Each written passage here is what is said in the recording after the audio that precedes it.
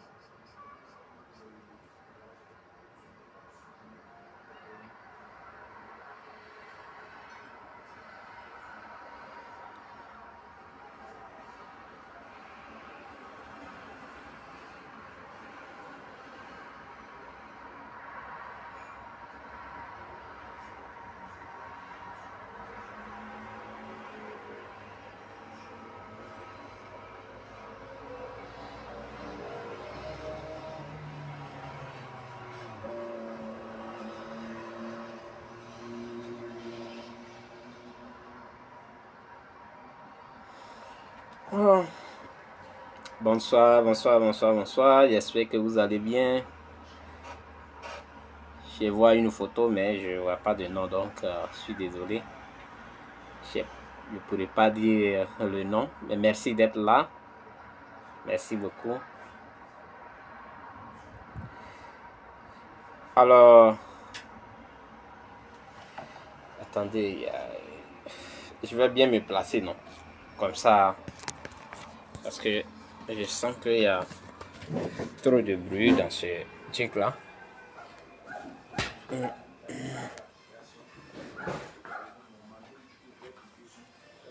Ici, on pourra bien s'entendre parce que là-bas, trop de bruit. Adios. Voilà. Ici, on peut bien s'entendre parce que là-bas, il y a trop de bruit là-bas. Alors, j'espère que tout le monde va bien.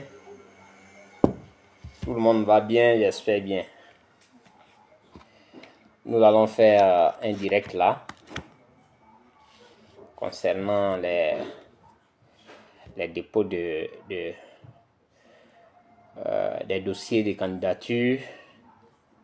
Voilà, nous allons parler de ça et puis parler d'autres choses. Mais d'abord, j'aimerais savoir si vous allez bien et vous dire merci d'être présent à ce direct. Voilà, merci beaucoup. Alors, depuis quelques jours, la CEI reçoit des dossiers de candidature de part et d'autre des candidats pour l'élection présidentielle de 2025, 25 octobre 2025. C'est bien beau parce que c'est ce que recommande notre constitution. Chaque 5 ans, nous avons un rendez-vous avec le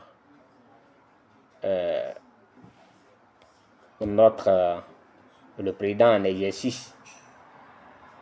Parce qu'en réalité, ce sont ces élections-là, c'est à partir des élections que nous allons, c'est à nous de le noter. Ici, il a bien travaillé, on va mettre dans les urnes que oui, il a bien travaillé. Ici, il n'a pas bien travaillé aussi, on va choisir quelqu'un d'autre. Donc, c'est pourquoi nous avons rendez-vous après 5 ans, chaque 5 ans, voilà, soit pour lui donner encore 5 ans de plus, ou pour lui dire qu'il n'a pas bien travaillé, donc qu'il s'en aille. C'est dans ce contexte-là que nous sommes aujourd'hui. Mais cette élection, elle est particulière. elle est particulière dans ce sens que depuis 2010, il n'y a jamais eu une élection d'une telle envergure. Donc, c'est une élection en temps normal qui attire l'attention de tout le monde et ça nous intéresse et il faut en parler. Le problème est que c'est une élection qui, pour moi, fait un peu peur. Parce que déjà, les règles du jeu sont biaisées dès le départ. Bonsoir, grande sœur Ethan. J'espère que tu vas bien. Les règles sont déjà biaisées dès le départ. Qu'est-ce que je veux dire par là? La CEI n'a pas accepté de faire la révision de la liste électorale. Et ça, c'est un problème. Mais aussi, il y a des personnes qui ont été retirées par des artifices juridiques sur la liste électorale. Et donc, ces personnes n'ont pas été réintégrées. Donc, pour moi, c'est une bombe en retardement parce qu'on ne sait pas ce que ça nous réserve. Qu'est-ce que ces contestations-là peuvent provoquer? C'est pourquoi je le dis.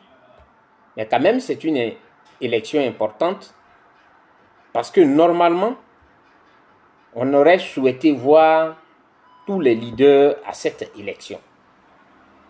Tous les leaders politiques, des partis politiques, à cette élection. C'est-à-dire une élection inclusive. Malheureusement, c'est parce que nous sommes en train de constater. Alors, le problème, il est à quel niveau? Ah, Dieu merci, ma grande sœur Ethan. Pourquoi nous sommes restés à ce niveau et nous n'avons rien obtenu de la CEI? C'est d'abord nous-mêmes en tant qu'acteurs politiques. Et moi, j'assume ce que je dis. C'est d'abord nous-mêmes en tant qu'acteurs politiques. On n'a pas pensé que à chaque situation particulière, il faut lui adapter un comportement particulier. Et ce comportement particulier devait être celui de véritablement construire une opposition où on fait taire nos égos. Malheureusement, ça n'a pas été le cas. Des gens, au lieu d'écouter ce que nous disons, ils trouvent toujours des mots pour se défendre, mais de la mauvaise manière. C'est pourquoi je retiens ce que Feu Henri Konan Bédié avait dit. Lorsque le sage te montre la lune, il ne faut pas regarder la longueur de ses doigts. Malheureusement, c'est ce que nous observons. Les gens n'ont pas compris, ils n'ont rien compris. Alors cette situation nous a menés dans ce que nous sommes aujourd'hui.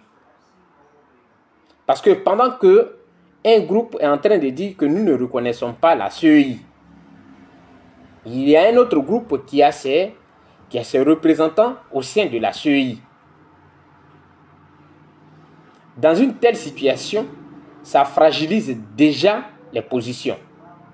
Et ça renforce ou bien ça réconforte la CEI dans sa position. Parce que la CEI a déjà compris que ceux qui réclament un droit, eux-mêmes, ils ne s'entendent pas. Or, dans la vie normale, on a toujours cherché le côté le plus faible. On se rabat sur le côté, disons, je voudrais dire, corruptible. Le côté qu'on peut vite corrompre. C'est sur ce côté-là on se rabat. Et c'est ce qui a été le cas de la CEI. Bonsoir, camarade Arthur. Comment tu vas? Pendant que un groupe dit que non, cette CEI, nous ne la voulons pas parce qu'elle ne remplit pas les conditions. Il y a des gens qui passent derrière, qui ont leurs représentants là-bas. C'est normal qu'on arrive à cette situation. Toutes les revendications n'ont pas été prises en compte. Aucune même. Parce que quand je dis toutes les revendications n'ont pas été prises en compte, ça sous-entend qu'il y a une qui a été prise en compte. Aucune revendication n'a été prise en compte. Ce n'est pas parce que la CEI ne pouvait pas prendre nos revendications en compte. Mais parce que la CEI a vu la faille, a vu qu'on n'est pas concentré, comme on peut le dire. Nous luttons pour une même cause, mais nous avons eu diverses manières de lutter. Ce qui veut dire que pendant qu'un groupe dit non, ceux-là on ne les reconnaît pas, on va les coincer. Parce que quand on va dire qu'on ne les reconnaît pas, ils seront obligés de revenir à la table de discussion. Pendant qu'ils sont en train de dire ça, des gens siègent à la CEI. Ce n'est pas fini. Après, ce qui est dit par-ci, par-là, sur les plateaux de télévision, ils se retirent momentanément. Et nous, on a cru que le combat était... Maintenant, ils ont compris la nécessité. Et donc, c'est pourquoi ils ont retiré leurs représentants. C'est bien. Mais à notre grande surprise, encore, les mêmes, ils sont allés chercher leur kit. Et d'abord, ils sont allés faire la formation. La CEI appelle, ils vont faire la formation. Tout à fait clair, as-tu? C'est l'incongruité. Ils sont allés faire la formation. Et les autres, ceux qui luttaient même, c'est-à-dire que majoritairement, ceux qui ont dit qu'on recuse cette CEI-là, ils ont tous leurs papiers au complet. C'est-à-dire qu'ils n'ont pas de problème avec la justice, ils n'ont aucun problème. Mais le combat qu'ils mènent, ils ne le mènent pas pour leur propre personne, mais ils le mènent pour tout le monde. Donc, ils ont dit non, non, non, on recuse cette CEI. Sinon, en réalité, ils n'ont pas de problème. Ils peuvent aller déposer leurs papiers ou bien ils peuvent envoyer leurs représentants. Mais ils ne l'ont pas fait. Mais ceux-mêmes pour qui, eux, ils ont dit qu'ils recusent cette CEI-là, non seulement ils ont envoyé leurs représentants, mais ils ont envoyé des personnes pour aller se faire former à la CEI. Si on n'envoie personne pour la formation à la CEI ne peut pas fonctionner. Bonsoir camarade Raphaël. La CEI ne pourra pas fonctionner. Et le monde entier va rappeler la CEI à l'ordre.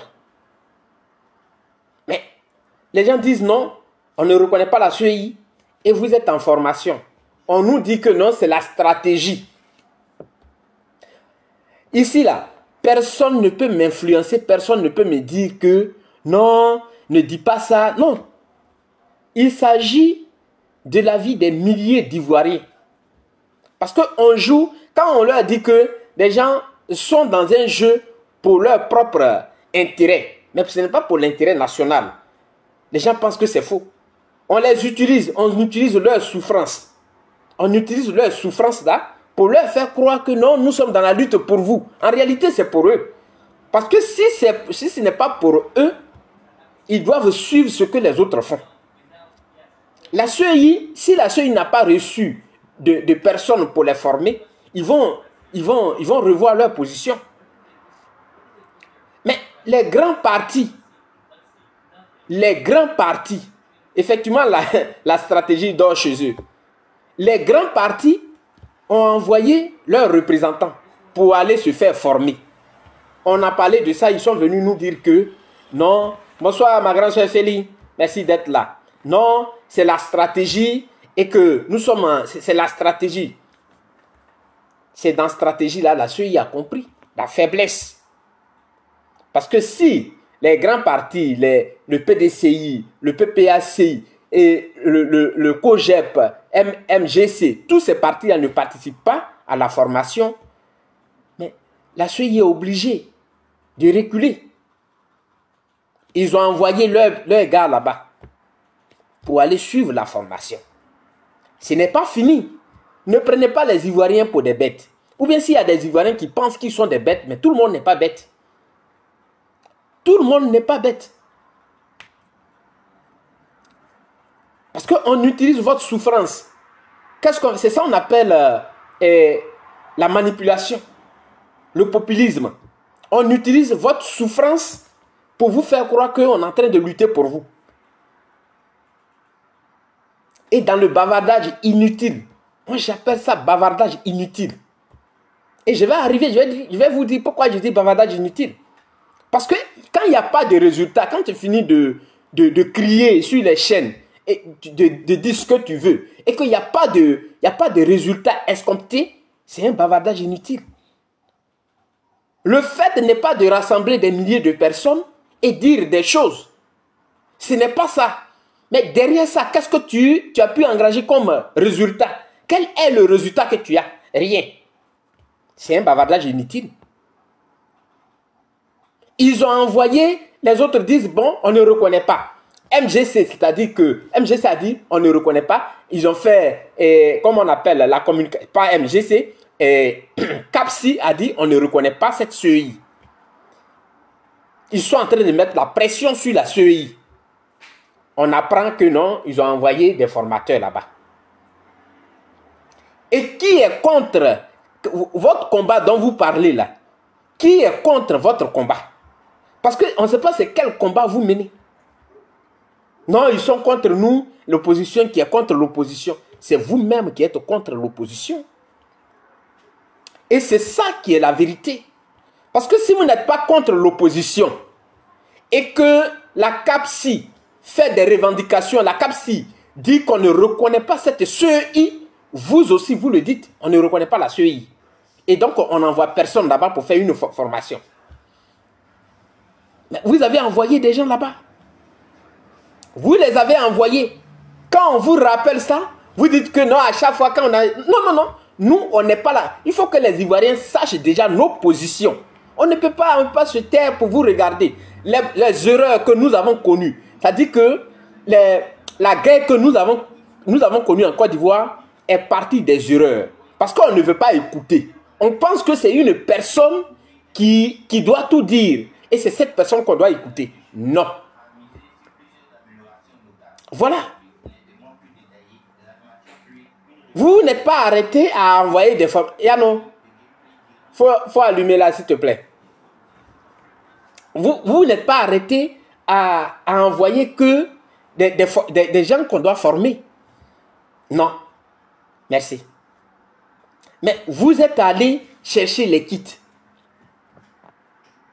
Si les kits là, voilà. Si les kits, vous n'êtes pas allé chercher les kits, ça veut dire que la CEI va se rendre compte que, attention, il n'y a pas de candidat, les gens boutent, ils ont un problème, ils posent leur problème. Donc, vous obligez la CEI à venir s'asseoir à la table de discussion avec vous. Mais vous avez fragilisé l'opposition. Et vous voulez que moi j'écrive pour dire quoi? Que non, vous êtes bien, vous êtes très bon. Non, moi je ne suis pas dans ça. Et je rappelle à ceux qui me lisent, qui m'écoutent, nous sommes au 21e siècle. Nous sommes au 21e siècle. Si vous pensez que votre intelligence dépend d'une tierce personne, la mienne ne dépend pas d'une tierce personne. Je regarde une situation, j'analyse. Et je vois que le problème vient de là. Vous prenez les choses avec légèreté. Le bavardage inutile n'est pas un combat. Bavarder inutilement n'est pas un combat. Ce sont des actes. Ce sont les actes que vous posez. Quand vous finissez de bavarder là, ce qui vient là, c'est ça qu'on appelle les actes. Qu'est-ce que vous avez obtenu? Rien. Vous n'avez rien obtenu de tout ce que vous dites. Et qui a fragilisé l'opposition? Mais c'est vous. Pourquoi vous ne voulez pas qu'on parle de ça? Vous courez tous, pendant que vous êtes en train de dire aux autres qu'ils sont faibles. On est en train de faire ça, ils sont faibles, ils ne disent pas ça, ils ne font pas ça, ils ne font pas ceci. On vous attendait. On a pensé que avec votre force, la CEI allait abdiquer. Mais la CEI n'a pas abdiqué. Parce que au moment où vous parlez aux Ivoiriens, vous passez par le bas pour aller assister à des formations à la CEI que vous ne reconnaissez pas. La CEI a certes un calendrier. Mais ce calendrier, il existe pour qui? Qui donne une importance à ce calendrier? Mais c'est vous les leaders politiques. Et si les grands leaders politiques là ne participent pas, ils seront obligés de s'asseoir à la table de discussion. Qu'est-ce que vous n'avez pas compris? Bonsoir camarade Oiseau Blanc. Et vous venez sous les postes des gens pour dire que non, l'opposition qui est contre. Vous pensez que on est obligé de vous suivre dans vos erreurs? On n'est pas obligé de vous suivre. On n'est pas obligé. On ne peut pas vous faire plaisir dans ça. Les erreurs que vous faites, parce que vous êtes dans un combat d'ego. Et je l'ai rappelé hier dans mon test, je l'ai dit clairement. Dans votre combat de si ce n'est pas moi, il n'y aura personne. C'est ça qui nous a fait perdre aujourd'hui. Et c'est déjà fini. Qu'est-ce que vous appelez combat? Moi, je veux savoir comment vous définissez votre combat. C'est de dire un matin, on se voit à chose comme on appelle à Figayo pour un petit show. Bonsoir ma fille, comment tu vas? On se croise à Figayo pour un show. Parce que moi, j'appelle ça un show. Bonsoir maman Grogué. J'appelle ça un show. Comme vous n'avez, les samedis, vous n'avez rien à faire, venez, on va se réunir pour faire un petit cri et puis on va s'asseoir. C'est ça. Qu'est-ce qui a été obtenu? Rien. Mais si le gouvernement ne s'est pas assis avec vous, c'est parce que le gouvernement a vu qu'il n'y a pas du sérieux dans ce que vous faites. Il n'y a pas du sérieux. Pour que tu puisses amener le gouvernement à s'asseoir avec toi, il faut qu'il y ait du sérieux dans ce que tu fais. Il faut que tu aies un comportement qui l'amène à s'asseoir avec toi.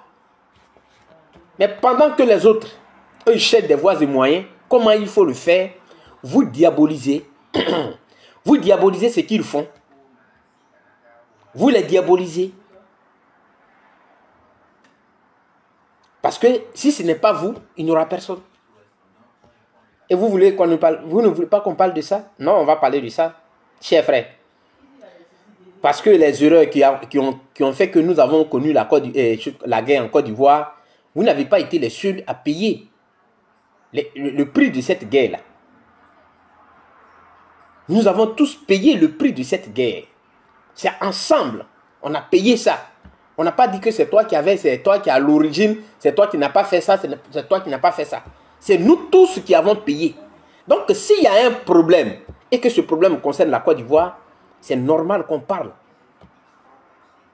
J'ai lu un frère, mais franchement, je sais qu'il est en bas. Il regarde en cachet. Mais j'ai eu mal, quand je l'ai lu, j'ai lu son commentaire. Il dit que Gbagbo ne peut pas faire la courbette devant les autres.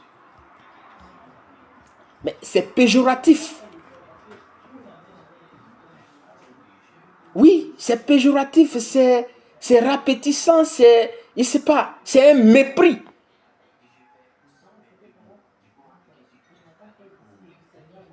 Quand le président Laurent Gbagbo était à La Haye, qui a lutté pour lui? Ce sont les mêmes Ivoiriens là. Parce que on dit que c'est un... Julien, bonsoir. On dit que Gbagbo est un leader. C'est nous qui l'avons choisi. Et là où vous faites l'amalgame, un parti politique n'est pas une entreprise privée. C'est-à-dire que ça n'appartient pas à un individu. Et donc, quand vous êtes dans un parti politique, vous êtes des camarades. Il n'y a pas de patron. Ça, il faut que vous le reteniez. Il n'y a pas de patron. Vous êtes des camarades. Retenez-le d'abord. Mais quand le président Laurent Gbagbo est revenu, c'était à qui de jouer le rôle de rassembleur? Et toi, tu viens me mettre un tel commentaire.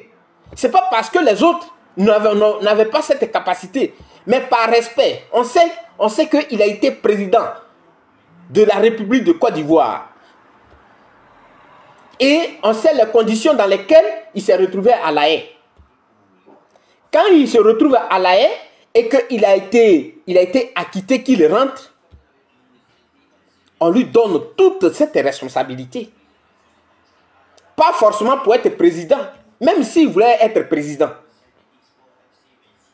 Mais la responsabilité, déjà, il doit connaître la responsabilité, qui est celle de prendre le taureau par les cornes, sans rentrer dans les histoires de lui l'a dit que, l'autre l'a dit que, l'autre a fait ça.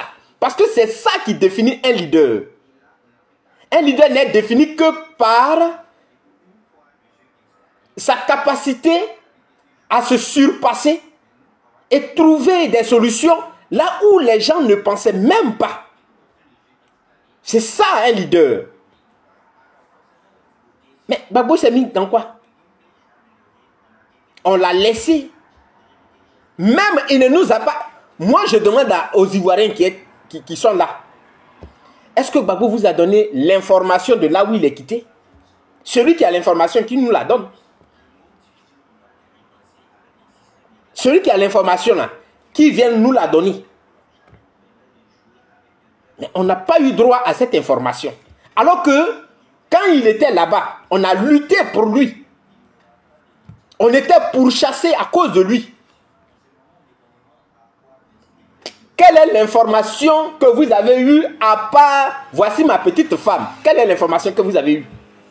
Je suis venu vous présenter ma petite femme. Quelle est l'information que vous avez eue du président Laurent Gbagbo? Vous croyez que c'est pour rien on a perdu nos vies? Ou bien c'est pour rien on a retardé notre jeunesse et on ne peut pas parler de Gbagbo? Non, hein? La responsabilité, la personne qui avait la responsabilité, c'est Gbagbo. Il aurait dû, de la manière il organise les, comment on appelle ça, les meetings. Il est arrivé, il organise un meeting d'information de La Haye. Il fait le meeting, il informe que voici, je viens de La Haye, voici ce qui s'est passé. Et je vous dis merci pour tout ce que vous avez fait. Je suis là. Voilà. Vous n'avez eu droit à aucune information. La seule information, c'est qu'il est venu avec sa petite femme qui parcourait 200 km pour aller lui donner à manger. C'était l'information qui était là. Vous prenez qui pour bête? Nous, on n'est pas bêtes. La responsabilité, on la lui a donnée. Parce qu'il est venu, Henri Konan Bédié était encore en vie. Et Henri Konan Bédié avait fait le premier pas. C'est Henri Konan Bédié qui a commencé. Lui, il veut mettre tout le monde ensemble. Malheureusement, il est décédé. Mais quand il est décédé, les partis politiques qui étaient là, les leaders politiques, parlaient toujours de l'union. Mais quand on parle de l'union, c'est autour de qui? On sait qu'il y a un leader qui est venu. Mais c'est à cause de lui, il parlait. Ces leaders-là parlaient de l'union. Ce n'était pas à cause de quelqu'un d'autre.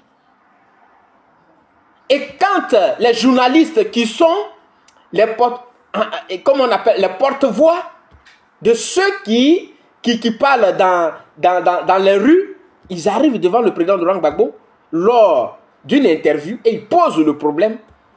Gbagbo ne peut pas refuser cela. Frère, tu ne peux pas me distraire. Quand j'écris, je sais ce que je dis. Tu ne peux pas me distraire. Mais il a dit que lui, il n'est pas là pour ça. Vous avez applaudi. Et c'est ça la malhonnêteté qui vous anime.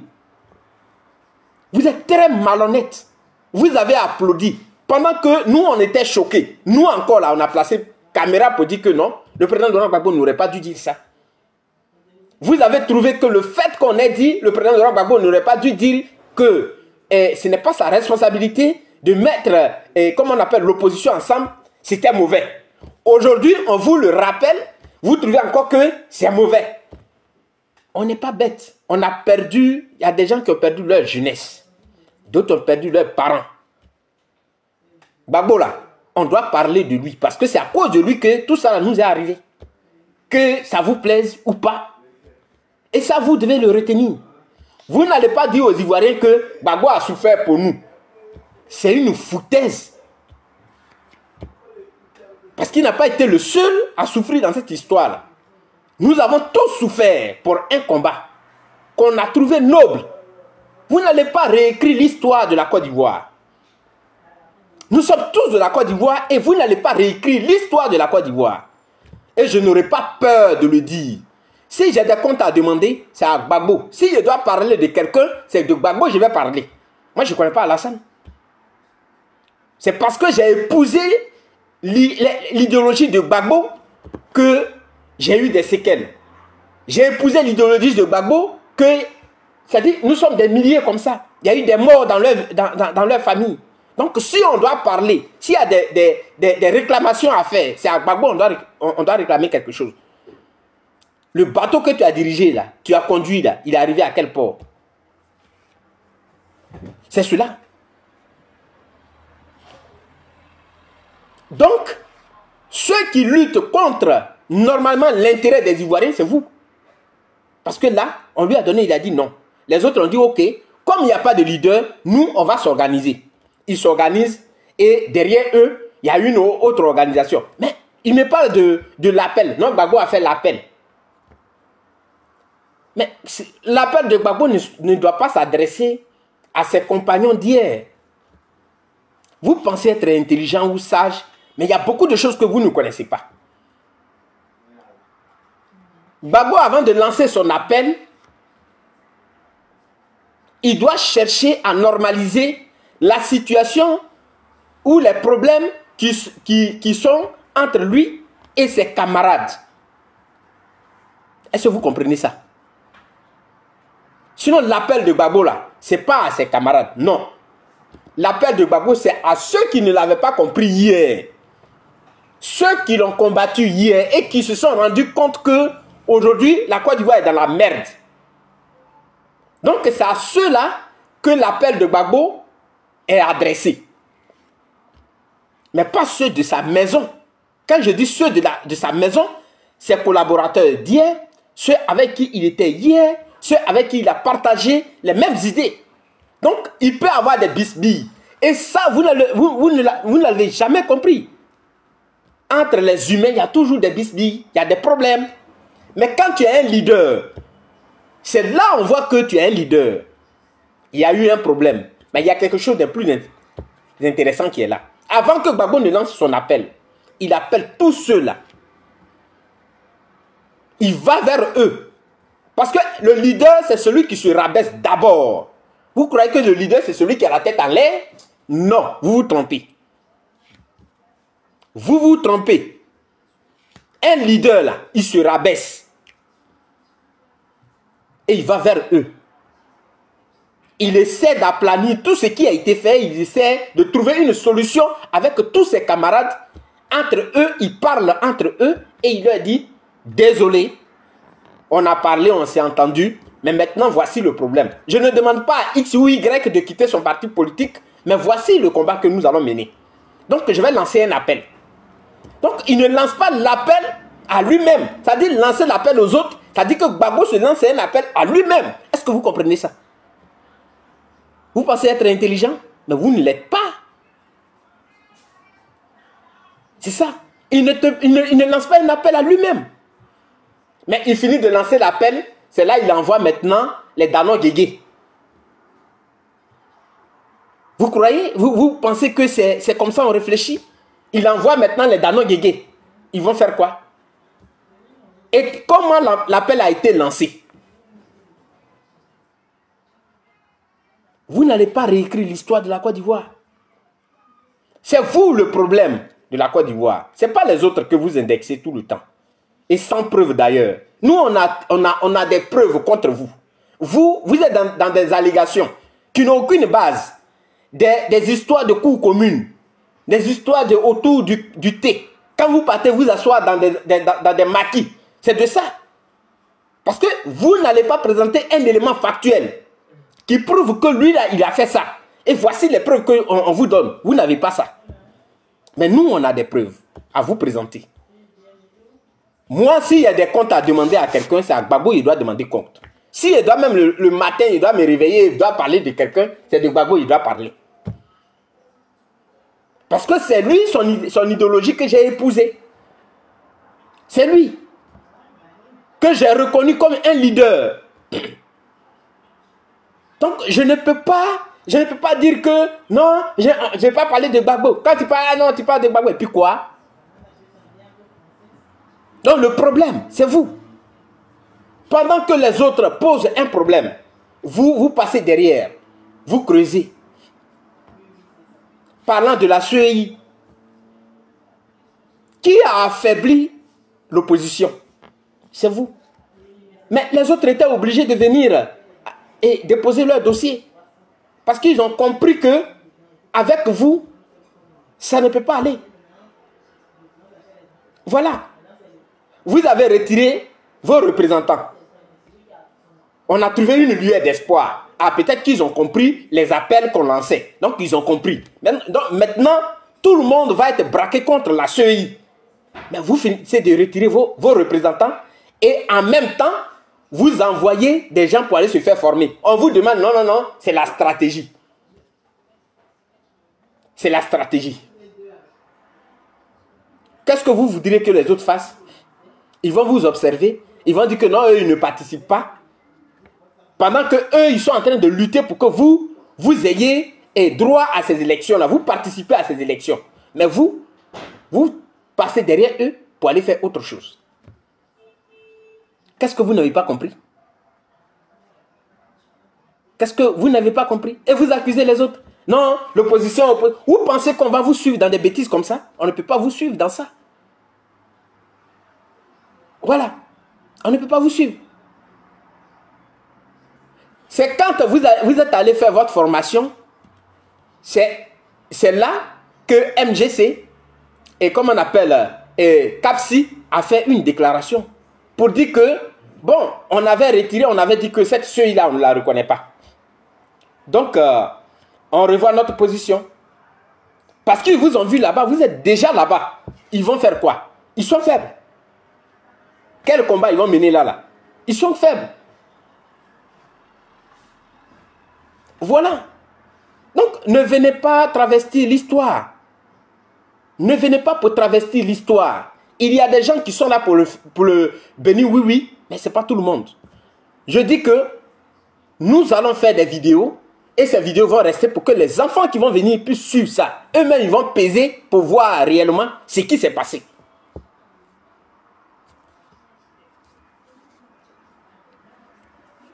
C'est ça. Vous accusez les autres de trahison. Mais vous trouvez des mots pour vous excuser. Comment vous pouvez aller voter pour soutenir la candidature d'un opposant? Mais c'est un opposant.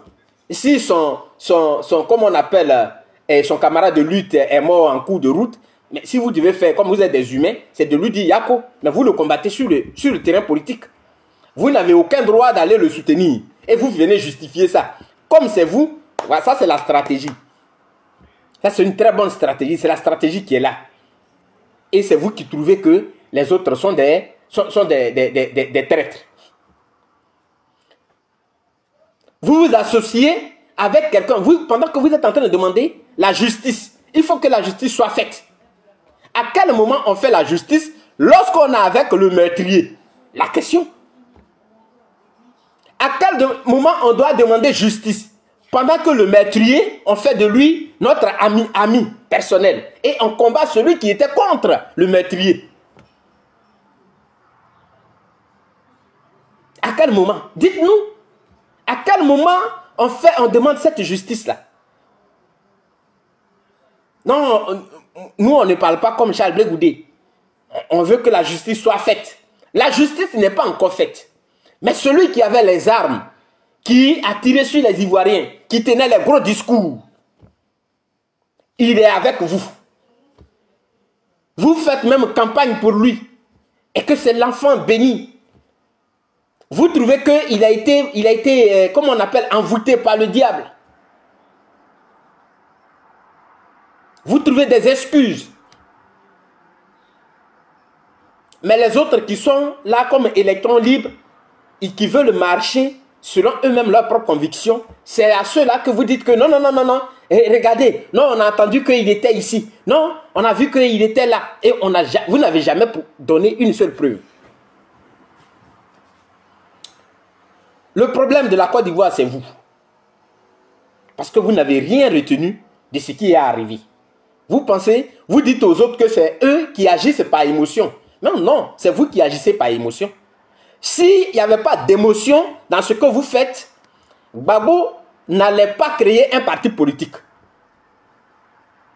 Ce sont les émotions là qui ont conduit Gbagbo à créer un parti politique. Est-ce que vous le savez?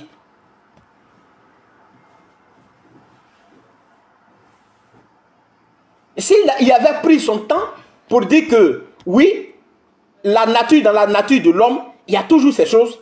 Et comme je suis un leader, moi je suis venu pour rassembler tout le monde. Et on va aplanir toutes ces situations-là. Il n'y a pas de parti politique à créer. Et mettre tout le monde ensemble. Mais c'est l'émotion là qui l'a conduit à aller créer PPAC. En contournant un caillou. C'est ça qu'on appelle l'émotion. Vous ne le savez pas? Et vous dites aux autres, non, vous agissez dans l'émotion. C'est vous qui agissez dans l'émotion et l'émotion négative. De notre côté, on demande la justice. Parce qu'il est incongru. Il est vraiment incongru de se battre contre l'injustice et accepter l'injustice en notre sein. Il est incongru. On ne peut pas accepter que des gens avec qui on a marché pendant 20 ans, 30 ans, ceux-là soient piétinés. Et vous dites que non, c'est la politique. Donc ça veut dire que vous n'avez pas d'humanité.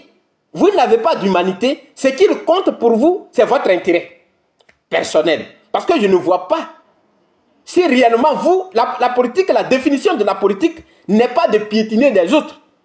La définition de la politique, c'est une lutte pour trouver, comment on appelle, aider ces populations-là à trouver une vie sociale stable et autre. C'est pour ça qu'on lutte.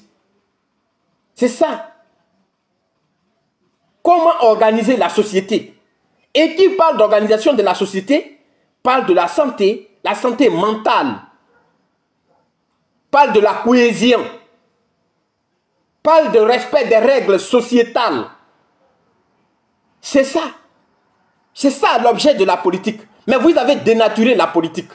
Pour vous, la politique, c'est de faire du mal aux autres. Et vous trouvez que des gens avec qui vous étiez pendant 30 ans, qui ont souffert à vos côtés, ceux-là, on doit les jeter à la vindicte populaire. Et vous trouvez que, non, vous êtes dans l'émotion. Mais nous sommes des humains. Nous sommes des humains. Et nous respectons la vie humaine. C'est pourquoi le thème de l'éthique dans la politique qui a été développé la semaine dernière m'a plu. Parce que quand on regarde la politique ivoirienne, il n'y a pas d'éthique. Il n'y en a pas. Et on vient nous faire croire qu'on lutte pour le peuple. Pour quel peuple? Mais celui que tu piétines, il ne fait pas partie du peuple. Celui que tu insultes à longueur de journée, là, lui, il ne fait pas partie du peuple. Celui que tu livres à la vindicte populaire, lui, il ne fait pas partie du peuple. Il n'a pas besoin que lui aussi, ses efforts soient reconnus. Lui, il n'a pas besoin de ça. Qu'on lutte pour le peuple. Pour quel peuple vous luttez? Quand on lutte pour le peuple, on doit s'assurer que les règles de la société sont respectées. La dignité humaine, elle est respectée. On doit protéger les siens. Mais qui est-ce que vous protégez? Quand vous faites un tri et que vous ne reconnaissez même pas l'effort de ceux qui étaient avec vous hier, de quel peuple vous parlez?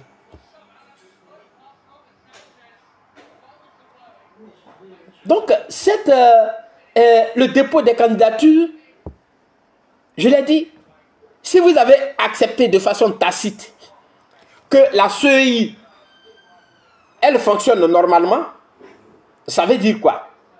Ça veut dire que vous êtes prêt à accepter les décisions qui viendront du Conseil constitutionnel. C'est ce que vous devez savoir. Parce que si réellement on devrait faire plier la CEI et le gouvernement, c'était depuis le départ. Suivre ce que les autres sont en train de faire. Ensemble, travailler et mettre la pression sur la CEI et le gouvernement. Ceux qui nous, les observateurs, allaient appeler ceux d'Abidjan pour leur dire que ne faites pas ça. Ils ont posé un problème. Vous venez de sortir d'une crise qui a fait des morts. Ils ont posé un problème. Prenez leur problème en compte.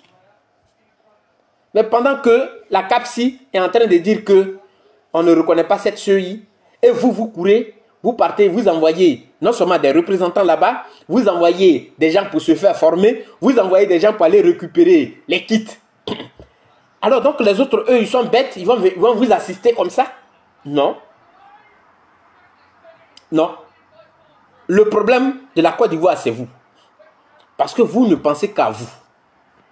C'est ce que vous devez savoir. Salut camarade gêné. Et ça, vous devez l'intégrer. Vous devez l'intégrer. Alors revenons maintenant à Charles Blé Goudé, au président Charles Blé Goudé. Le président Charles Blé Goudé a accompagné la présidente du MGC a déposé son dossier de candidature. Également pour le ministre Awadon Melo. Et c'est le tollé. Ah, il est devenu accompagnateur. Mais c'est que vous ne suivez pas Charles Blé Goudé. C'est ça, on dit être un homme cohérent. Et je voudrais vous dire, en même temps, parce que des questions qui reviennent, pourquoi le COGEP et Charles Blé Goudé qui parlait de Sonko, pourquoi le COGEP n'a pas eu de représentant? D'abord, le président Charles Blé Goudé avait dit quoi? Si Gbagbo va, moi je ne serai pas là. Ça c'est le premier. Deuxième, il a posé une question. À quoi sommes-nous prêts? Qu'est-ce que nous pouvons abandonner? Vous comprenez? Ce sont des questions. C'est bien mûri et il les pose. Il se trouve que il regarde et Gbagbo est dans la course. Premier élément. Deuxième élément, lui-même, il est frappé par une décision de justice et la lutte, elle est menée. Il n'y a pas encore eu de solution. Il a un parti politique auquel il se réfère. Parce que dans un parti politique, il faut qu'il y ait des gens qui disent que, bon, on va faire les propositions, les réunions qu'on fait. Président, nous, on veut, comme tu n'es pas éligible, vu la décision de justice qui est sur ta tête, alors, moi, je voudrais me présenter. Donc, c'est le parti qui décide. S'il n'y a pas eu cette manifestation, si le parti n'a pas trouvé bon de trouver, comment on appelle ça, un candidat, un substitut, c'est normal. Il faut faire travailler les neurones. On n'est pas dans un marché. Le COGEP, ce n'est pas un marché. On ne travaille pas comme ça. Au COGEP, on est organisé. On interroge toujours le parti. Qu'est-ce que vous pensez de ma situation? Je suis frappé par une décision de justice. Qu'est-ce que vous en pensez? Y a-t-il quelqu'un ou bien il n'y a personne? Nous, on travaille comme ça. S'il y avait eu quelqu'un, on allait aviser. On allait aviser. Et voir si on pouvait accompagner la personne. Mais retenez que le président Charles Blé Goudé a dit, si Gbagbo va, moi je ne vais pas. Maintenant, il est dans une alliance avec des gens. Dans une coalition. La CAP Côte d'Ivoire. Et dans la coalition, une présidente d'un parti politique va déposer son dossier de candidature par solidarité. C'est ça. Il n'était pas seul. Il y avait les autres qui étaient là. Par solidarité, oui. Quand on est dans une coalition, là, c'est ça. Il est allé l'accompagner. Et un autre qui est de la gauche,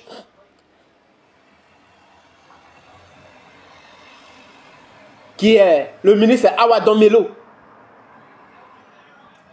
il a accompagné.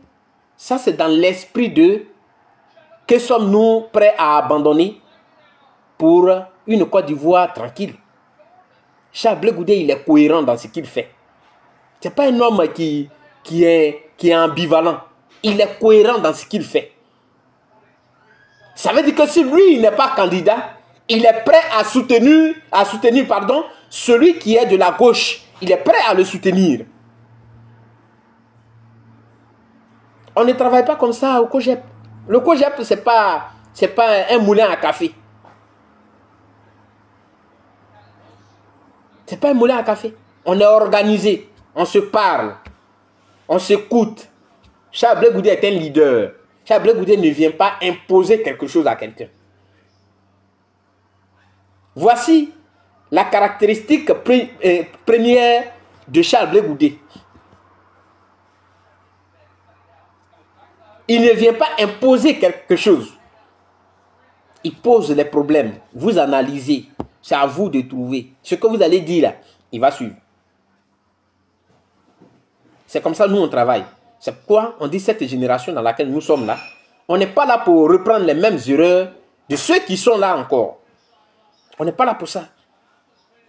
Parce que le président, lui, passe. Mais le combat, il reste. L'idéologie est là. Et c'est à ça que nous travaillons. Nous ne sommes pas des idolâtres. Donc, ne soyez pas offusqués. Il est en partenariat avec des gens, il est dans une coalition avec des gens. Il faut qu'il les soutienne. C'est normal. C'est ça. Le socialisme que vous dites que vous comment on appelle, vous pratiquez là. C'est comme ça que ça fonctionne. Il n'est même pas en dehors de ce qu'il dit, de ce qu'il a toujours clamé, de ce qu'il a toujours demandé. Il est toujours dans la droite ligne. C'est ça un homme. Mais moi, si j'avais une question à vous poser, parce que votre Chris Yapi, votre, je ne sais pas qui est encore là, vous avez donné des informations que vous avez relayées. Charles Blé Goudé, il a déjà son nom sur la liste. Mais présentez-nous cette liste-là. Son nom est déjà sur la liste. Le moment venu, il va être candidat. C'est lui seul qui va accompagner Ouattara. Parce que vous aviez déjà préparé un boycott dans vos esprits. Et que le seul qui va aller à ces élections, qui va faire comme Kakabe, c'est Charles Blé Goudé. Non, c'est à vous maintenant, je vous retourne la question. Je vous retourne la question. La candidature de Charles Blé Goudé, là, elle est à quel niveau? Blé Goudé qui avait déjà son nom sur la liste électorale. Là. La liste, elle se trouve où? Blé Goudé qui n'est pas condamné, mais qui fait comme s'il est condamné. Là. Son nom, il est où? Il est votant ou bien il ne vote pas? Au moins, être un votant. Vous êtes ridicule. Et très ridicule. Vous êtes très ridicule. On peut faire la politique, mais on doit rester des humains. C'est le plus important. On ne doit pas mépriser la douleur des autres au nom de la politique. Parce que la politique, ce n'est pas pour mépriser la douleur des autres. La politique, c'est le contraire. Le bien-être. La politique, c'est pour le bien-être des autres. Pas pour les brimer. Pas pour les faire souffrir. Ce n'est pas ça la politique.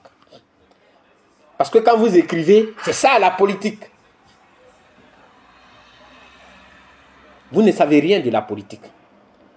Moi, je dirais plutôt que des petits sorciers que vous êtes depuis votre naissance, c'est cette sorcellerie-là que vous envoyez. C'est-à-dire que vous enviez aux autres. C'est ça que vous appelez politique en réalité. De la manière vous êtes dans votre vie naturelle, c'est ça que vous transportez sur la place politique. Vous habillez ça avec cette histoire de politique. C'est tout. Sinon, vous n'avez rien de politique. Le politique, il pense au bien-être des autres. Il pense à comment maintenir un climat de paix. C'est ça le politique. Le politique, il a toujours réfléchi comment je dois faire pour qu'il y ait un climat de paix. C'est pourquoi les Européens, quand ils sont là, ils ont peur. Ils ne veulent pas qu'on leur dise que tu étais là, qu'est-ce que tu as fait? Il a peur. Il a les oreilles partout.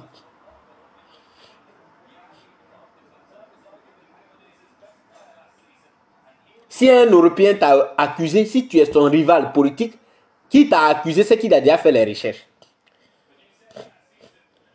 Et là, il va le prouver. Mais il ne vient pas mentir. Il va chercher à le prouver qu'effectivement tu as fait ça. Ou il va te conduire à faire l'erreur. Mais vous ne le faites pas. Vous n'avez même pas tout ça là. Mais ce sont des mensonges. Vous enviez aux autres, ça dit que, mais on est né, chacun est né avec sa lumière. Revoyez votre définition de politique. Parce que la politique, ce n'est pas d'écraser les autres. Ce n'est pas ça la politique. Et je l'ai maintes fois expliqué ici. La politique, c'est le lieu de montrer qu'on est intelligent. C'est ça. C'est le lieu de montrer qu'on est intelligent que l'autre. Qu'on a beaucoup de projets qu'on peut réaliser. Mais on est convaincant vis-à-vis de tout le monde. Quand on regarde nous deux, ou bien on est 4, 10, 20, quand on regarde, on sait que je suis convaincant.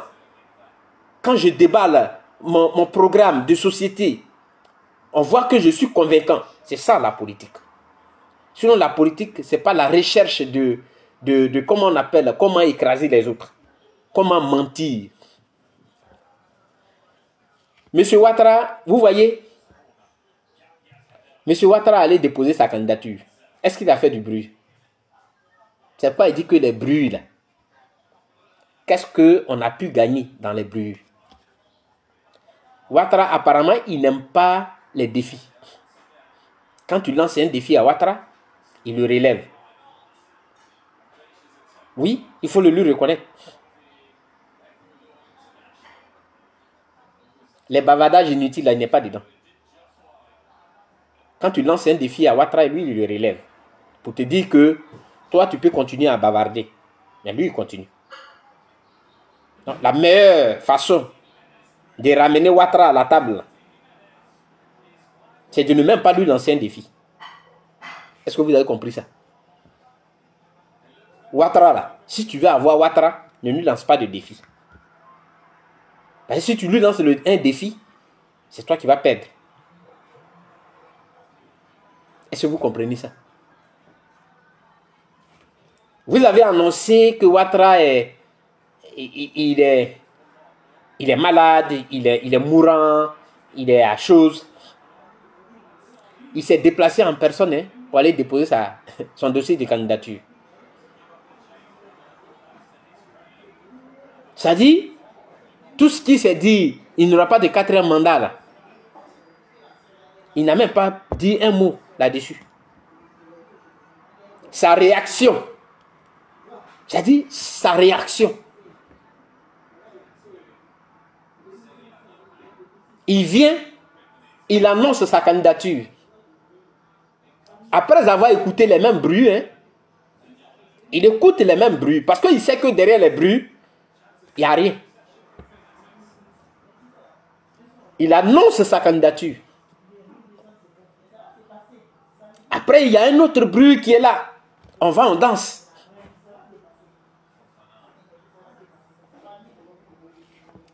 Il prend sa candidature lui-même. Il n'envoie personne. Il dit, je m'en vais là-bas. Ils vont me voir. Il prend ses dossiers et il les donne. Est-ce que vous avez compris ce monsieur-là? Vous avez compris? Ouattara a des défauts. Mais il a une qualité. Ouattara n'aime pas les défis. Il les relève. Il vous ramène à vous-même. Mais d'une certaine manière, quand tu es en face d'une telle personne, ce n'est pas le bruit qui peut l'amener à te comprendre. Il faut utiliser une autre manière. Mais quand tu lui lances un défi, il le relève. Est-ce que vous avez compris ce que j'ai dit là? Donc, on attend la suite. Ne cherchez pas les boucs émissaires partout. Quand vous-même, vous êtes le problème de la Côte d'Ivoire. Vous êtes le problème de la Côte d'Ivoire. Personne d'autre n'est le problème. Parce que ce que vous appelez le combat, ce n'est pas d'aller faire du bruit qui est le combat.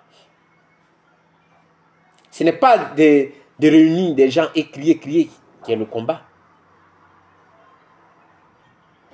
Ce n'est pas ça le combat.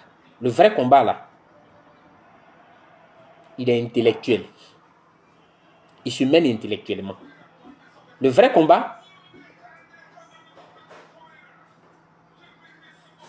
on le mène sans faire du bruit. Sans forcément faire du bruit. C'est cela. Alors, chers Ivoiriens, c'est par là que je voudrais terminer. Voilà. Et dire aux uns et aux autres que si je dois parler de Gbagbo, je parlerai de lui demain, après-demain et tout le temps. Parce que à cause de lui, je porte des séquelles. Je les porte. Donc s'il fait quelque chose qui n'est pas bien, je dois parler de ça. Ça, c'est un premier élément. Le deuxième élément, j'ai toutes mes facultés intellectuelles en place. Donc je sais analyser une situation. Je n'attends pas que quelqu'un réfléchisse à ma place pour venir me dire ce que je dois dire. Non. J'ai tout en place.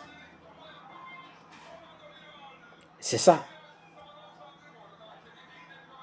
Donc, c'est sur ces deux éléments que je voulais m'arrêter. Je dis merci à tous ceux qui étaient là, tous ceux qui ont partagé la vidéo, tous ceux qui ont pris de leur temps et qui étaient avec nous. Tant qu'il s'agira de la Côte d'Ivoire, on sera là. Et le COGEP, qui fête ses 10 ans à Yamoussoukro, le 30, alors, on sera là pour la Côte d'Ivoire, rien que pour la Côte d'Ivoire. Parce que notre parti, c'est d'abord le patriotisme, l'amour de notre pays. C'est d'abord ça. Donc nous allons travailler dans la tranquillité. Je voudrais vraiment vous dire merci pour tout. Oh Patricia, je viens de finir à peine. Merci, merci, merci. Alors que Dieu vous bénisse. Ciao, ciao, bonne soirée.